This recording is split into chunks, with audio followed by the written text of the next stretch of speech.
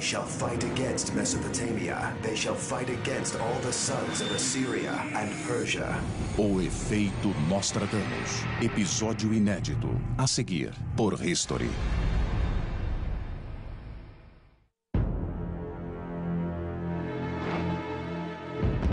Um maligno exército conduzido por um demônio chamado Belial empreende uma guerra contra a humanidade. Esse exército fará várias batalhas que culminarão em uma decisiva guerra mundial. Deus vai intervir? Ou a raça humana será engolida pela noite eterna? Plano de batalha final. Há milhares de anos, profetas mundo afora predizem o fim dos tempos. E muitos dizem que o apocalipse está próximo. Chamamos essas convergências teóricas entre as profecias de fim do mundo e os eventos atuais de o efeito Nostradamus. Como vai ser o começo do fim?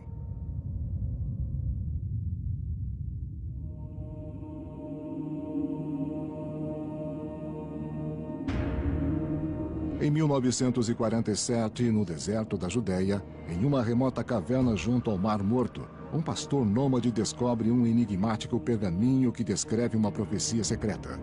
Os textos usam frases misteriosas que se referem ao exército de Belial e ao rei de Quitim. Serão essas frases o prenúncio de que duas forças, uma da luz, outra das trevas, vão se confrontar em um cataclismo final, resultando em uma terceira guerra mundial? E possivelmente no fim de tudo? Dentre os muitos manuscritos do Mar Morto há o chamado Manuscrito da Guerra, com suas profecias de morte. Mas para quem é essa mensagem? Escrito há milênios, o manuscrito foi deixado em meio a uma guerra que arrasaria o judaísmo e deixaria o templo reconstruído de Salomão em ruínas. O Manuscrito da Guerra é o único relato existente de um grupo de judeus místicos que declara conhecer os eventos da última das guerras. O propósito do manuscrito é dar a conhecer um evento profético, algo por vir. Não surpreende que certos grupos atuais leiam o manuscrito e digam que talvez ele ensine algo. Se pudermos alinhar os diferentes estágios da batalha com eventos contemporâneos, talvez tenhamos a chave para decifrar esses mistérios divinos. Vamos examinar se nós que vivemos hoje somos os destinatários do Manuscrito da Guerra, um documento de 2000 anos que explica em detalhes aterradores o fim do mundo. A profecia contida no Manuscrito da Guerra converge com outros textos do Novo e do Velho Testamento? Será similar ao dia do juízo de outras culturas? E estarão os eventos atuais descritos no manuscrito sugerindo que o passado pode revelar o futuro?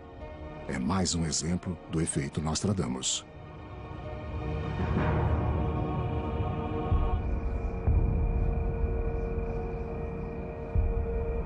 Entender a possível ligação do Manuscrito da Guerra com os problemas de hoje significa investigar a origem dos antigos manuscritos do Mar Morto e explorar sua descoberta no deserto da Judéia. Os manuscritos do Mar Morto eram um grupo de documentos encontrados em 1947 perto do Mar Morto, daí o nome. Foram achados em uma caverna por um jovem beduíno pastor, diz a história. Os manuscritos são uma coleção de textos bíblicos que demoraram 200 anos para serem escritos. Coletivamente, contém fragmentos de quase toda a Bíblia hebraica, ou Velho Testamento. Arqueólogos descobriram mais 10 cavernas nas proximidades, contendo quase 900 documentos escritos em peles e papiros selados em jarros.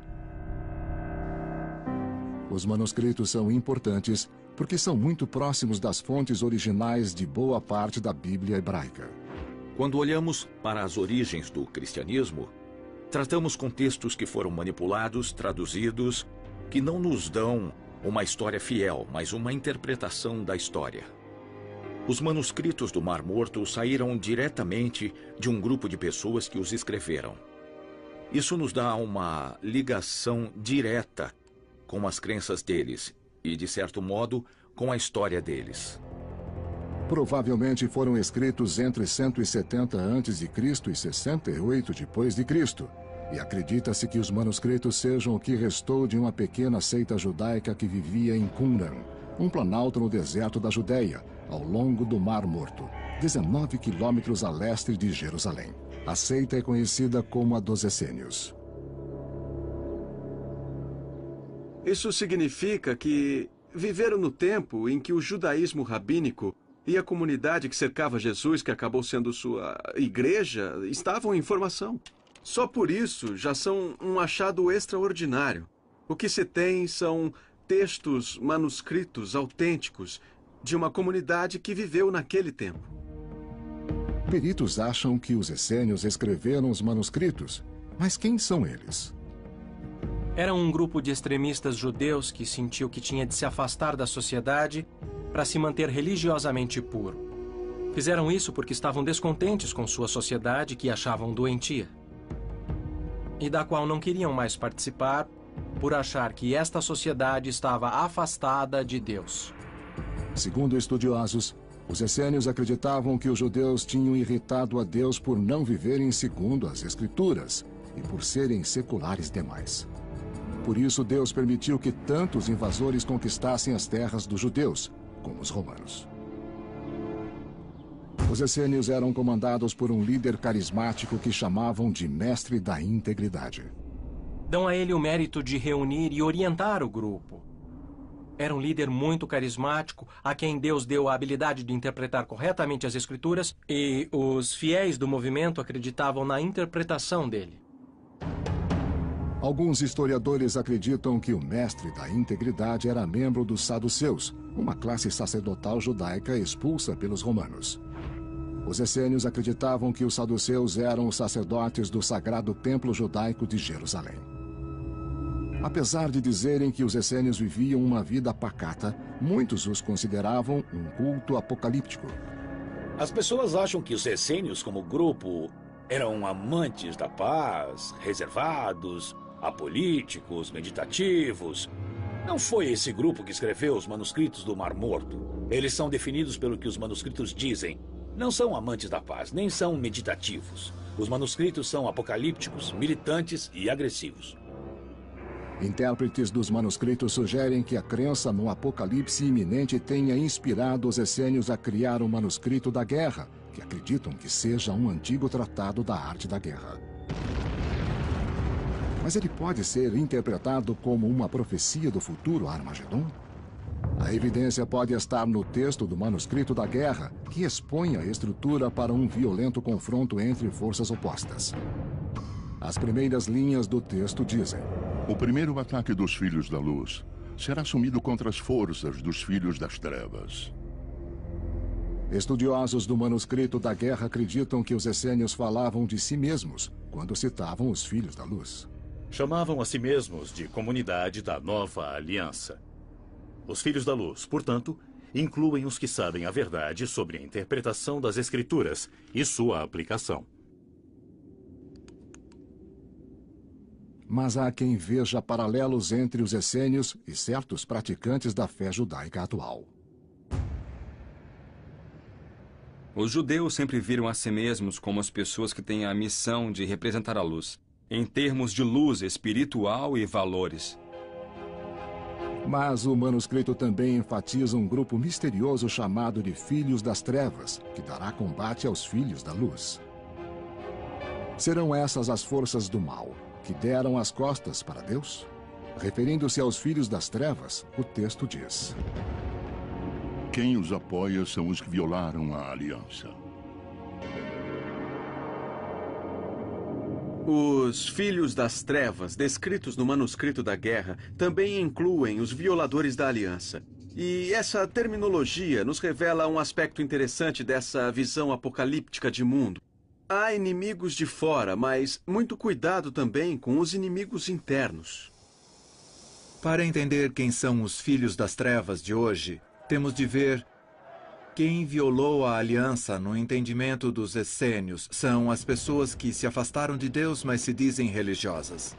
Segundo estudiosos, Os essênios identificaram os filhos das trevas como judeus que desprezaram a estrita prática judaica, conhecida como lei levítica, e os que não tinham moral. De acordo com o manuscrito, essas pessoas são parte dos filhos das trevas, traidores, digamos.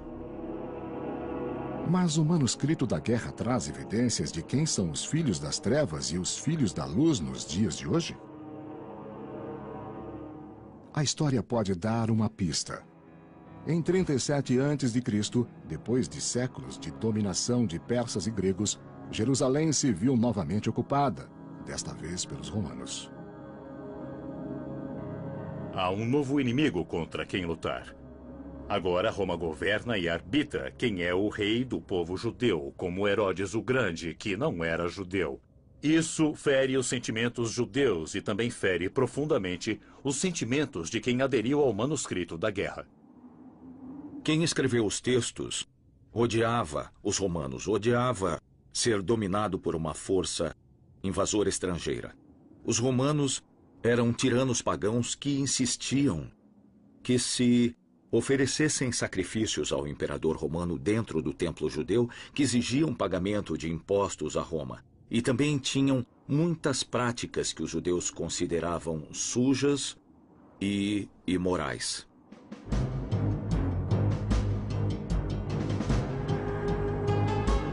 No ano 66 de nossa era, grupos judeus se revoltaram contra os romanos, mas acabaram sendo exterminados e em 70 depois de Cristo, seu espaço sagrado, o segundo templo de Salomão, foi destruído.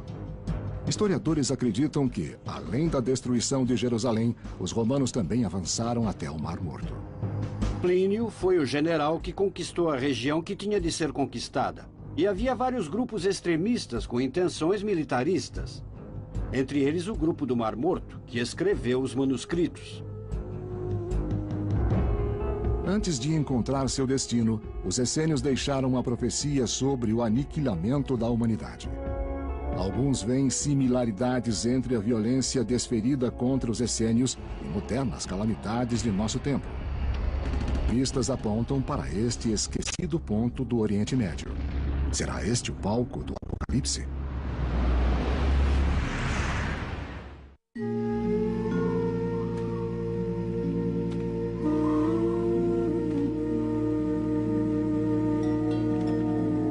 Os manuscritos do Mar Morto são uma das maiores descobertas do século XX.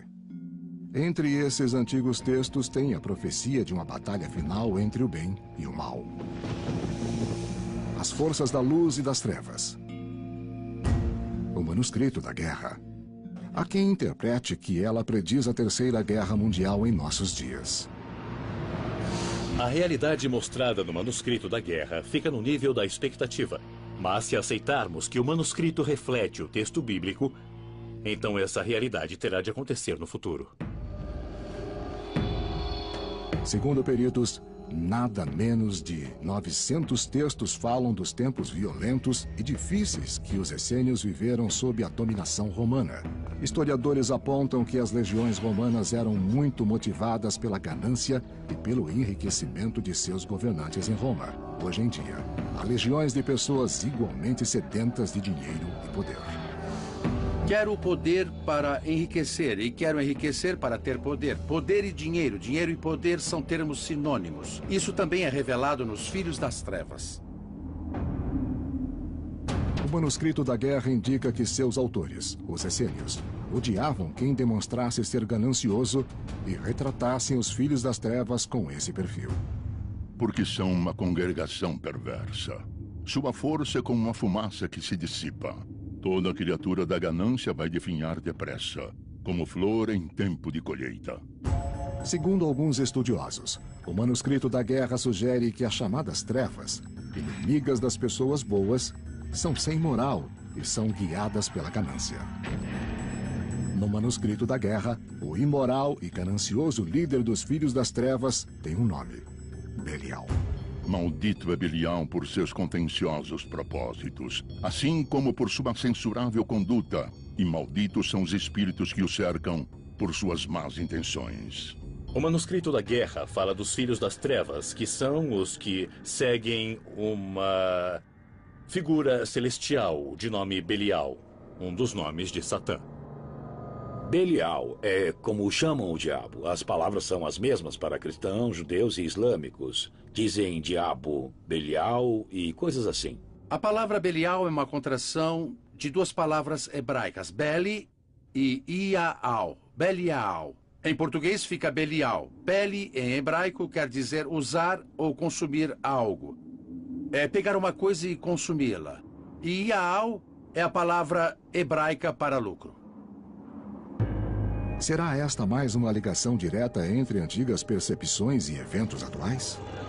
Quem está envolvido na manipulação de dinheiro? Quem onera as pessoas? Políticos corruptos, financistas globais que tiram vantagem dos mais pobres tentando enriquecer. Todos esses podem ser legitimamente rotulados de filhos das trevas, que violam as leis de Deus e tentam se enriquecer à custa dos outros. Alguns comparam os filhos das trevas com quem controla as finanças globais, gananciosos que criaram a situação atual. Pode ser. O mal pode tomar muitas formas. E sabemos que a instabilidade econômica pode disparar todo tipo de problemas, violência ou guerras. Alguns dizem que o demoníaco Belial está conosco na forma dos decadentes executivos de Wall Street. O colapso econômico de 2008 é um dos eventos fundamentais na América da última década. As repercussões foram sentidas no mundo inteiro, com sérias consequências financeiras que quase levaram o mundo a uma segunda Grande Depressão. Ameaças não têm que ser necessariamente físicas. A economia pode levar a grande instabilidade. A noção de um arqui-inimigo do bem, que não só é poderoso fisicamente, mas também econômica e politicamente, cabe no conceito de filhos das trevas. E isso pode colocar sérias ameaças não só para os judeus, mas para todo o mundo. Se aceitarmos essa teoria, não seria lógico esperar que um aniquilamento financeiro ocorra na época em que vivemos? Olhando para o nosso país hoje, estou falando dos Estados Unidos, estamos à beira do precipício da aniquilação das nações de que Maria nos alertou. Mas a aniquilação, quando essa palavra é dita, uma nuvem de cogumelo vem à mente das pessoas, além de tudo explodindo. Mas essa é apenas uma das maneiras de exterminar uma nação. Se você acaba com a economia de um país, você o extermina. Para muitos, os desastres econômicos não passam de um sinal de que o mundo está ficando fora de controle. Alguns peritos ressaltam as semelhanças entre o manuscrito da guerra e textos apocalípticos da Bíblia, como o livro das Revelações. O livro das Revelações é uma espécie de versão cristã dos apocalípticos manuscritos do Mar Morto. Você não pode separá-los. Tem de vê-los ligados de alguma forma. Quando se lê o livro das Revelações, vemos as mesmas pragas. Também há trombetas e julgamentos, e no manuscrito da guerra as mesmas coisas acontecem. Há um conflito cósmico entre o bem e o mal, entre Deus e o diabo, afinal. É igual nas Revelações. Na Batalha do Armagedon, o próprio Deus intervém, esmaga o mal e vem um novo mundo, onde o bem e o amor acabam triunfando. Esses temas são comuns ao manuscrito da guerra e ao livro das Revelações.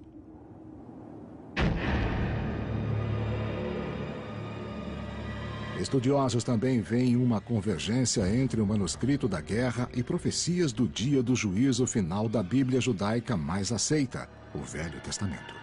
Há trechos do livro de Daniel e do livro de Zacarias que mencionam batalhas, em especial Daniel, que diz que no fim dos tempos, Miguel, o arcanjo, defenderá Israel e ficará contra quem combater Israel. Esse tipo de modelo está no manuscrito da guerra, mostrando que os anjos travarão sua guerra do lado dos filhos da luz. Mas outros duvidam que haja qualquer conexão. Não há ligação entre o Armagedon e o manuscrito da guerra. O fato é que os dois refletem tempos de opressão religiosa.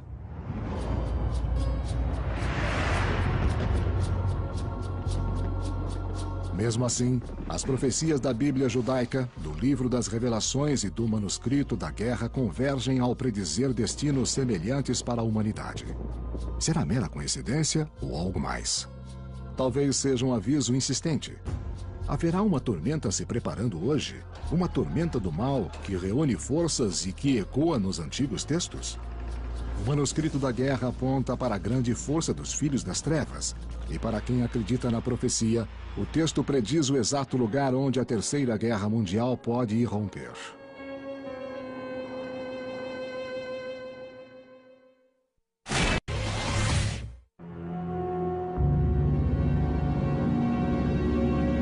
O manuscrito da guerra é o violento relato de poderosas forças batalhando para controlar o mundo. Alguns acham que é um plano do Armagedon, de uma guerra no século XXI para acabar com todas as guerras. Mas pode um documento de 2000 anos, escrito por um antigo culto, predizer o fim do mundo no nosso tempo? Quais são as evidências que confirmam que a profecia seja convergente com eventos atuais? O manuscrito da guerra descreve uma batalha futura. Uma batalha escatológica, ou seja, que tem a ver com o fim dos tempos. A batalha do bem contra o mal. Estudiosos dizem que o manuscrito da guerra é explícito sobre onde os inimigos vão aparecer e que há muitas pistas que indicam quem são eles. Lutarão contra a Mesopotâmia.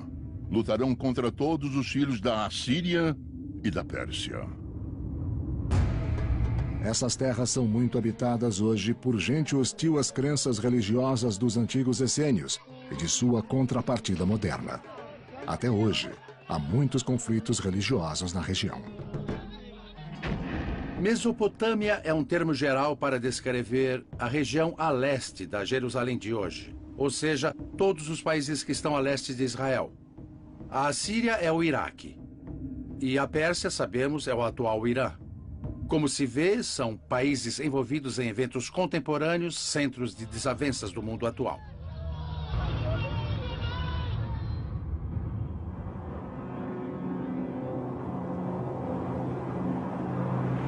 Essas áreas representam os inimigos passados, presentes e futuros dos filhos da luz?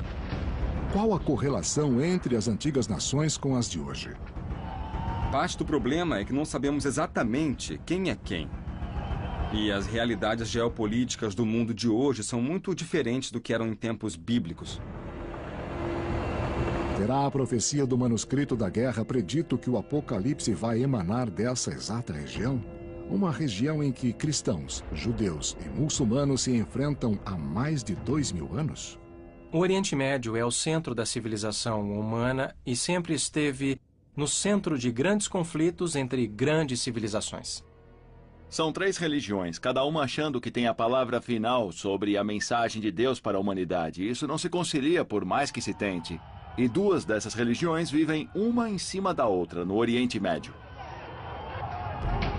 Alguns acreditam que esse conflito de civilizações se estendeu para o Ocidente em 11 de setembro de 2001, quando as torres gêmeas do World Trade Center, da cidade de Nova York, foram atingidas por uma missão terrorista suicida que usou aviões sequestrados como mísseis. Já tinha havido vários ataques nos últimos 50 ou 60 anos. Houve muitos distúrbios com militantes islâmicos na Europa e no Oriente Médio. Mas a América sempre ficou livre desse tipo de ataque. Mas de repente aconteceu, em 11 de setembro, e tivemos de tomar consciência do problema.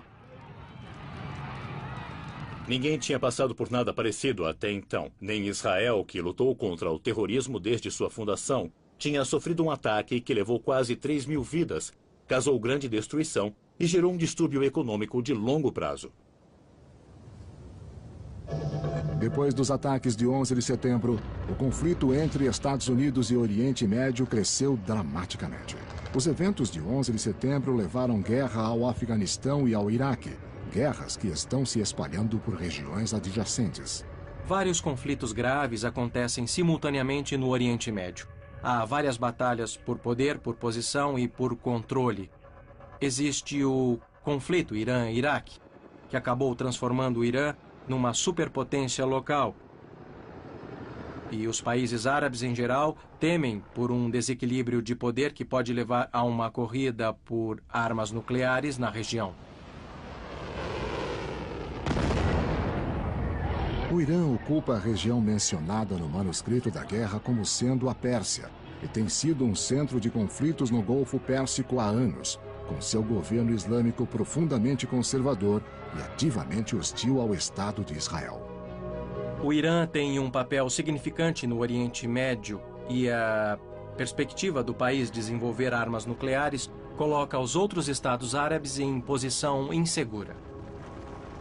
Quem crê na profecia sugere que é mais do que uma coincidência que as nações mencionadas no manuscrito da guerra, Mesopotâmia, Assíria e Pérsia, sejam os países envolvidos em conflitos atuais. Quem crê que a profecia do manuscrito da guerra converge para eventos atuais, também crê que há sinais de que Satã assombra o tumultuado Oriente Médio.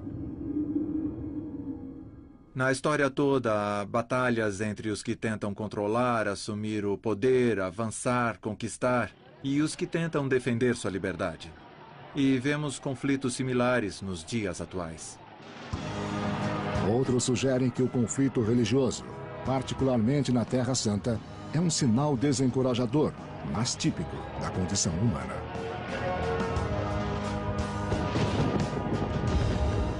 O que mais evidencia que o manuscrito da guerra seja uma verdadeira profecia? Segundo o manuscrito, 7 grandes batalhas vão acontecer e culminarão no fim dos tempos. Para alguns sábios, 6 dessas batalhas já podem ter acontecido, o que prepara o cenário para o último conflito do bem contra o mal.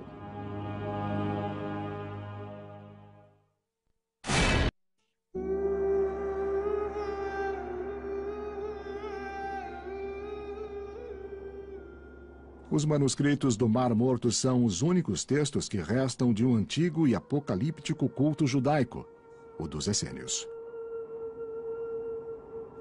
Em especial, o manuscrito da guerra, é considerado pelos peritos como sendo um manual para o Armagedon. Há quem diga que a mensagem desse manuscrito seja convergente com eventos dos dias de hoje.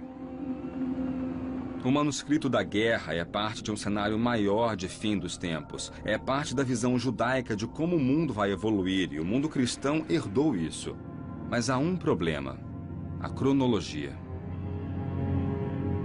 Alguns dizem que os essênios acreditavam que viveriam o Apocalipse.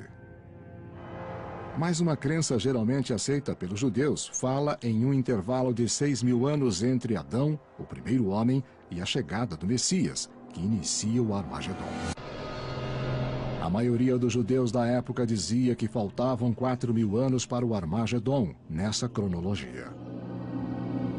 Estariam os essênios usando outra cronologia, talvez trabalhada por um de seus sábios?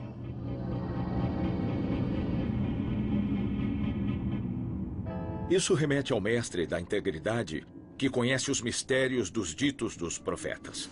Em outras palavras, o mestre da integridade é capaz de ler e entender as Escrituras e entender exatamente como as antigas profecias estão se cumprindo no tempo e no espaço. Segundo o manuscrito, os essênios acreditavam que a guerra final incluía a volta de todas as tribos de Israel à Terra Santa. Os filhos de Levi, os filhos de Judá e os filhos de Benjamim lutarão contra todos os exércitos, quando a diáspora dos filhos da luz retornar da imensidão do mundo e se instalar nas plagas de Jerusalém. Nesse aspecto, o manuscrito da guerra e os mais aceitos textos bíblicos estão em sintonia.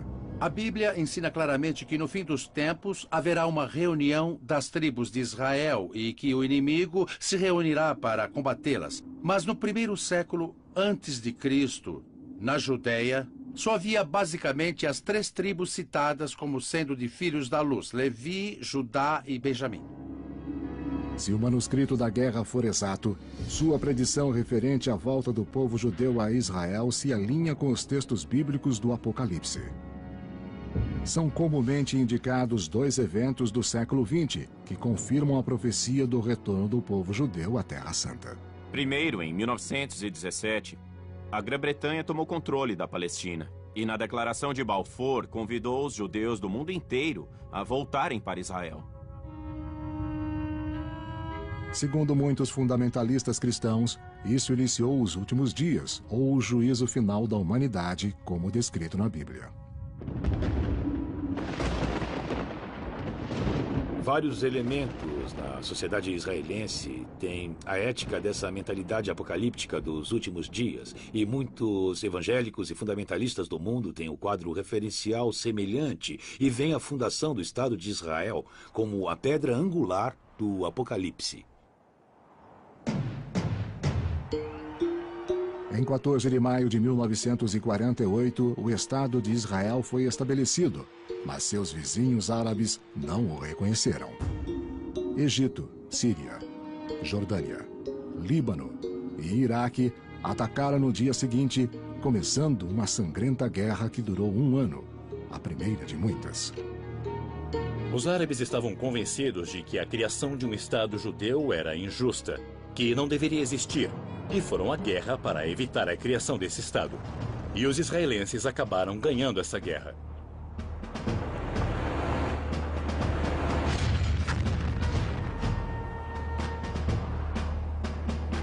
Para alguns, essa série de batalhas claramente marcou o início do cumprimento final do manuscrito da guerra, que fala em 6 batalhas entre os filhos da luz e os filhos das trevas, antes da batalha final. 3 vezes os filhos da luz triunfaram. Mas não exatamente. Foram vitoriosos de momento, mas não venceram de fato. 3 vezes os filhos das trevas triunfaram, mas também não o suficiente para vencer os filhos da luz. Seria a Guerra Árabe-Israelense de 1948 a primeira dessas batalhas? Quem crê nessa teoria sugere que outras 4 guerras árabe-israelenses foram previstas no manuscrito da guerra. Mas e os antigos essênios? Há quem argumente que a antiga seita viu sua própria queda como sendo a primeira batalha entre a luz e as trevas. Os escritores dos manuscritos claramente entenderam que essas coisas podiam acontecer no tempo de vida deles porque eram perseguidos pelos romanos. Céticos da profecia do manuscrito da guerra sugerem que os essênios simplesmente predisseram a própria queda, não a de gerações futuras. Grupos apocalípticos em Israel fomentaram rixas durante o 1º século depois de Cristo. E isso culminou na desastrosa guerra contra os romanos, que começou no ano 66. Os grupos apocalípticos, os essênios, se quiserem, foram totalmente derrotados. Os que não foram mortos fugiram para o Egito, onde foram capturados e torturados até a morte. Outros foram capturados pelos romanos e morreram nas arenas da costa da Palestina ou até em Roma. Foram arrasados completamente. Se aceitarmos que 6 das 7 batalhas indicadas no manuscrito da guerra já podem ter ocorrido, quando terá lugar a batalha final? E contra quem?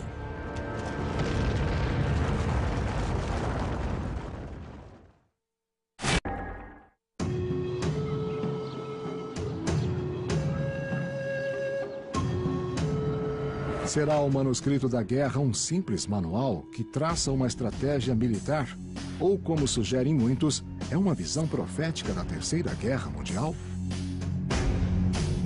Segundo quem crê no manuscrito da guerra, a apocalíptica profecia escrita por membros de um antigo culto judaico há 2000 anos pode estar convergindo com eventos atuais. No fim, o processo pode ser muito doloroso e difícil, e ninguém sabe se vai estar aí para ver o fim da história. A perspectiva é assustadora. É engraçado, mas podemos dizer que a motivação de quem escreveu o manuscrito da guerra é a mesma de muita gente de hoje que espera a batalha do Armagedon no Oriente Médio a qualquer momento. Isso só pode ser considerado muito, muito perigoso, porque nosso sistema de crenças afeta nosso comportamento. Se acreditamos muito em alguma coisa e pensamos o tempo todo o que vai acontecer, é provável que nós mesmos façamos acontecer. Os autores do manuscrito da guerra, os essênios, acreditavam que uma guerra futura seria conduzida por uma figura satânica chamada Belial, que será seguido pelos imorais e os que se voltaram contra Deus. Algumas interpretações do manuscrito da guerra sugerem que os filhos da luz e os filhos das trevas vêm se enfrentando desde o tempo de Jesus. Mas alguns peritos duvidam que a relevância do manuscrito para o mundo atual possa ser determinada. O texto em si é muito aberto. O que você tem é gente que pensa que está do lado do bem e gente que pensa que é inimiga do que é certo. Quer dizer, quando as pessoas usam o manuscrito da guerra para discussões políticas dos dias de hoje, falam mais da própria ideologia do que do conteúdo do manuscrito. Quem enxerga sentido literal nos textos considera a Israel de hoje como descendente direta dos filhos da luz originais e apontam passagens como: o Deus de Israel levantou a espada contra todas as nações e pelas pessoas sagradas de seu povo lutará poderosamente. Os judeus sempre se viram como um único povo com a missão de elevar o mundo, de livrar o mundo do mal e de trazê-lo de volta ao ideal espiritual que havia antes de tudo cair. Voltar ao Jardim do Éden, por assim dizer. Como os essênios, muitos praticantes da fé judaica de hoje interpretaram que a Bíblia hebraica e suas leis são estritamente divinas, transmitidas por Deus, especialmente no que diz respeito à profecia da chegada do Messias. E dizem que tanto a Bíblia quanto a profecia do manuscrito da guerra indicam que o estabelecimento do Estado de Israel é um sinal do fim dos tempos. E também apontam para outra profecia que pode muito bem levar ao Armagedon. Em Israel hoje há uma pequena comunidade muito motivada por fervor messiânico e que quer restabelecer o terceiro templo, acreditando que isso seja um passo no processo messiânico e que acabará por trazer o Messias e o fim dos tempos. Isso, claro, envolve um problema enorme porque há uma mesquita construída no local e é fácil imaginar a complicação. O local onde ficava o Templo de Salomão há 2.500 anos é o local mais sagrado do judaísmo e está no Monte do Templo, em Jerusalém.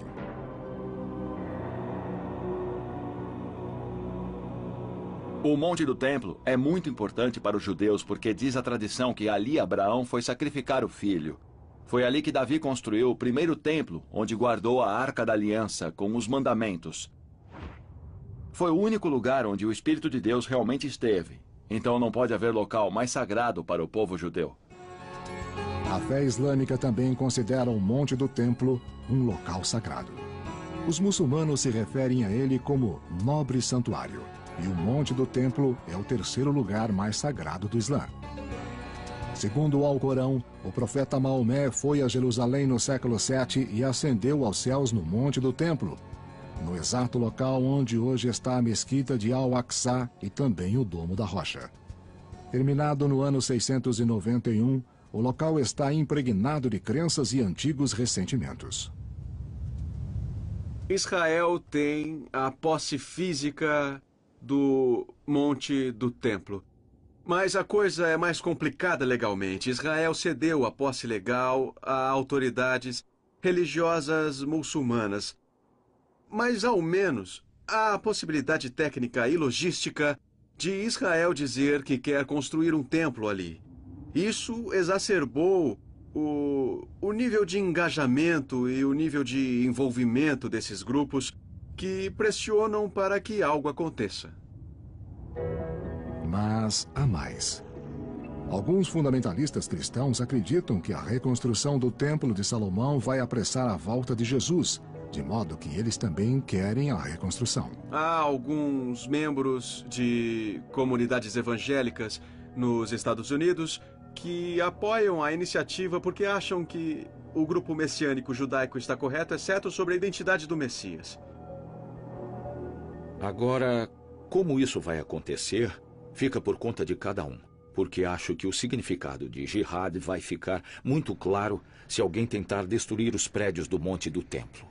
O mundo islâmico, sem dúvida, pegará em armas se o Domo da Rocha e a mesquita Al-Aqsa forem destruídos para construírem um templo judeu. Será o Armagedon. O Domo da Rocha, a mesquita Al-Aqsa e o local onde ficava o Templo de Salomão despertam extraordinárias paixões nos que consideram este lugar como o mais sagrado de todos. Alguns até receitam que fanáticos crentes do manuscrito da guerra possam ser encorajados a dar o primeiro passo para reconstruir o templo. E, segundo acreditam, desencadear a batalha entre os filhos da luz e os filhos das trevas. A grande mão de Deus vai vencer Belial e os anjos de seu domínio. A maldade será vencida e nada restará. E não haverá sobreviventes entre os filhos das trevas. Os que pesquisaram o manuscrito da guerra dizem que existe coerência em acreditar que essa e outras profecias podem estar convergindo, e teorizam que o Oriente de hoje continua a ser a encruzilhada de civilizações e o palco do Armagedon.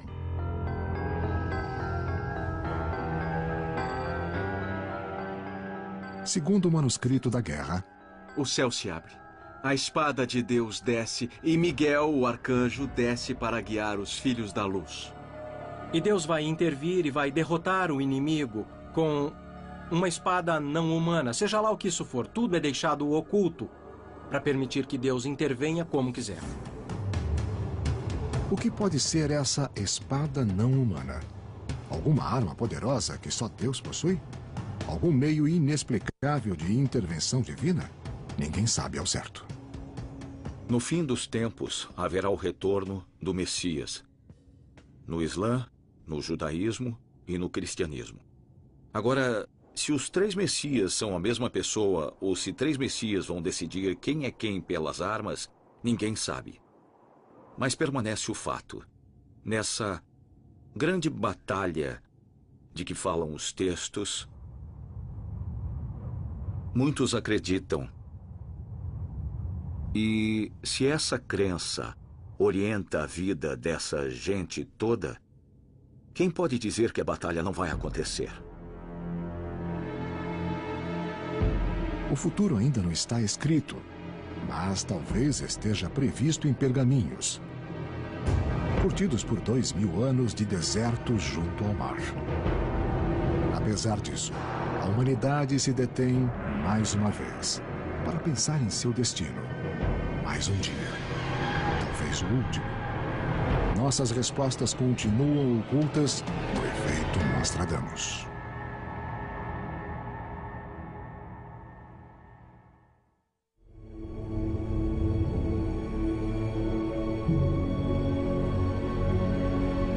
Daí o nome. Foram achados em uma caverna por um jovem beduíno pastor, diz a história.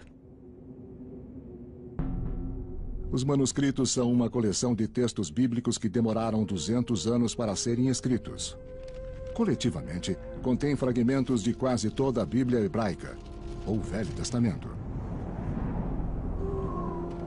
Arqueólogos descobriram mais 10 cavernas nas proximidades, contendo quase 900 documentos escritos em peles e papiros selados em jarros. Os manuscritos são importantes porque são muito próximos das fontes originais de boa parte da Bíblia hebraica. Quando olhamos para as origens do cristianismo, tratamos com textos que foram manipulados, traduzidos, que não nos dão uma história fiel, mas uma interpretação da história.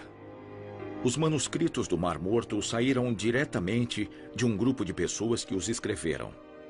Isso nos dá uma ligação direta com as crenças deles e, de certo modo, com a história deles. Provavelmente foram escritos entre 170 a.C. e 68 d.C., e acredita-se que os manuscritos sejam o que restou de uma pequena seita judaica que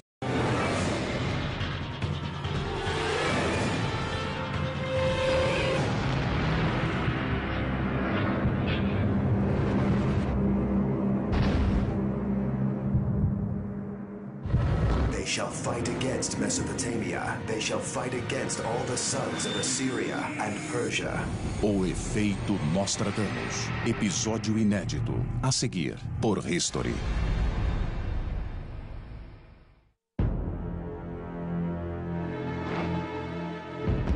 Um maligno exército conduzido por um demônio chamado Belial empreende uma guerra contra a humanidade. esse exército fará várias batalhas que culminarão em uma decisiva guerra mundial. Deus vai intervir? Ou a raça humana será engolida pela noite eterna? Plano de batalha final. Há milhares de anos, profetas mundo afora predizem o fim dos tempos. E muitos dizem que o apocalipse está próximo. Chamamos essas convergências teóricas entre as profecias de fim do mundo e os eventos atuais de o efeito Nostradamus. Como vai ser o começo do fim?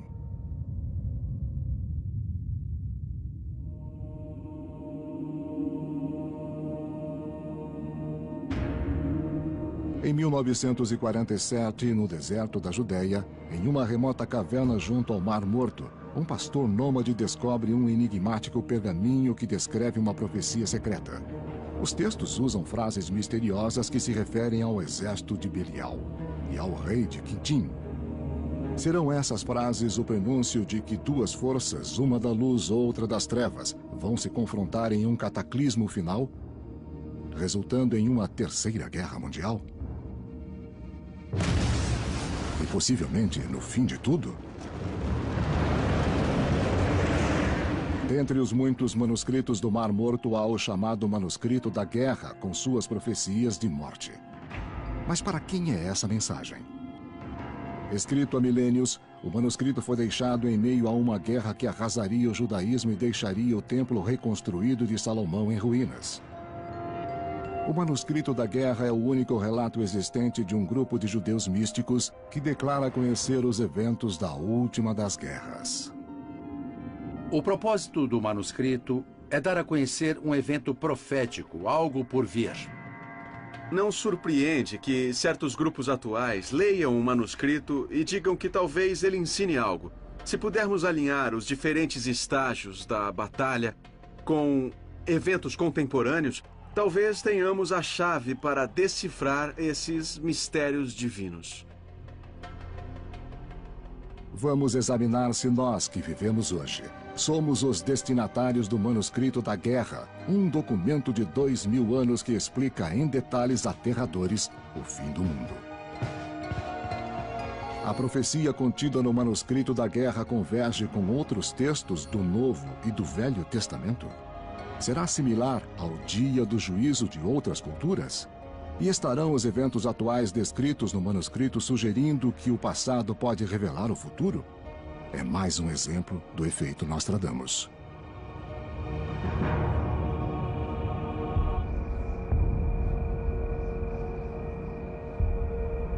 Entender a possível ligação do Manuscrito da Guerra com os problemas de hoje significa investigar a origem dos antigos manuscritos do Mar Morto e explorar sua descoberta no deserto da Judéia. Os manuscritos do Mar Morto eram um grupo de documentos encontrados em 1947 perto do Mar Morto. E vivia em Qumran, um planalto no deserto da Judéia, ao longo do Mar Morto, 19 quilômetros a leste de Jerusalém. A seita é conhecida como a dos Essênios. Isso significa que viveram no tempo em que o judaísmo rabínico e a comunidade que cercava Jesus, que acabou sendo sua igreja, estavam em formação. Só por isso já são um achado extraordinário. O que se tem são textos manuscritos autênticos de uma comunidade que viveu naquele tempo. Peritos acham que os essênios escreveram os manuscritos, mas quem são eles? Era um grupo de extremistas judeus que sentiu que tinha de se afastar da sociedade para se manter religiosamente puro. Fizeram isso porque estavam descontentes com sua sociedade que achavam doentia, e da qual não queriam mais participar por achar que esta sociedade estava afastada de Deus. Segundo estudiosos, os essênios acreditavam que os judeus tinham irritado a Deus por não viverem segundo as Escrituras e por serem seculares demais. Por isso, Deus permitiu que tantos invasores conquistassem as terras dos judeus, como os romanos. Os essênios eram comandados por